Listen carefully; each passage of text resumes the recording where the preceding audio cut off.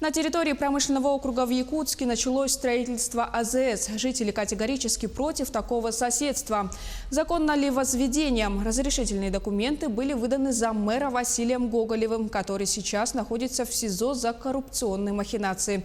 Сюжет Сусанны Рожиной. Жители промышленного округа жалуются на начало строительства АЗС, которое буквально прилегает к их дому и к детской площадке. Они намерены добиться отмены строительства и недоумевают, на каком основании были получены разрешительные документы. Мы только в пятницу вечером узнали, что здесь будет АЗС. И то это случайно так получилось. Строительство заказчик Сибойл, а подрядчик Артек, по-моему, называется. Мы так не оставим. Сегодня мы пойдем с этим разрешением в прокуратуру. Мы сегодня пойдем в Следственный комитет. Мы связались с генеральным директором компании «Сибойл» и по совместительству с депутатом городской думы Сергеем Чешных. И вот что он нам сказал по телефону. К сожалению, бесплатно проекты не делают. К сожалению, экспертизу в нашей стране бесплатно не делают. То есть эти все вещи, это платные вещи, скажем так, за которые предприятие заплатило. Сейчас оснований, каких-либо, их просто нету, чтобы там, скажем так, взять и закрыть этот проект.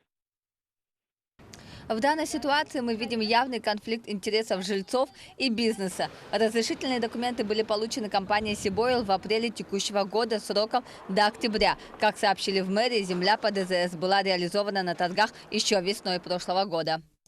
В январе 2018 года окружной администрацией был организован и проведен аукцион на право заключения аренды. Этот аукцион у нас признан несостоявшимся ввиду отсутствия заявок. Окружная администрация рассмотрен вопрос повторно. Мы выставили аукцион в апреле месяце. У нас поступила единственная заявка, это от Сибойла. Арендная плата годовая составляет 2 106 000. Данный земельный участок расположен на территориальной зоне П3. Это производственные базы. Данная территориальная зона позволяет использовать такие виды, как размещение автозаправочных станций, в том числе бензиновых и газовых. В сегодняшний день в соответствии с граддокументацией данный земельный участок позволяет размещение данной заправочной станции. Но после возмущения жителей инициирована служебная проверка мэрии. Исполняющим обязанностям заместителя главы Евгением Григорьевым Департаменту градостроительства поручено провести проверку в части правомерности выдачи данных разрешений на строительство, полное соответствие данного объекта. И по итогам данной проверки у нас будет принято решение окончательное, вплоть до, может быть, отзыва разрешения на строительство.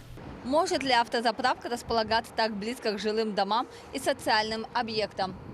Автозаправочные станции, согласно постановлению главного санитарного врача Российской Федерации от 2007 года, предусмотрена охранная зона в радиусе 100 метров. Жители просят отозвать разрешение. В этом случае полномочия имеет только администрация столицы. Сама администрация, если увидит, что именно процедура выдачи разрешения на строительство нарушена, то администрация может сама отозвать разрешение на строительство. Либо и обратиться в наш орган, Управление государственного строительного надзора, поскольку мы осуществляем контроль за соблюдением градостроительного законодательства органами местного самоуправления, с фактами о том, что действительно был нарушен порядок выдачи разрешения на строительство. И если мы при проверке, проверка обязательно согласуется с прокуратурой республики, если мы в ходе проверки выявим действительно нарушен порядок выдачи разрешения на строительство, тогда мы даем предписание об отзыве такого разрешения на строительство, выданного с нарушением законодательства. Как все-таки удалось получить разрешительные документы и положительное заключение независимой экспертизы компании «Сибойл», предстоит еще выяснить. А пока жильцы дома бегают по инстанциям, пытаясь добиться отмены строительства. Между тем строительные работы продолжаются. Сусанна Рожина, Семен Семенов, Георгий Григорьев, Якутск.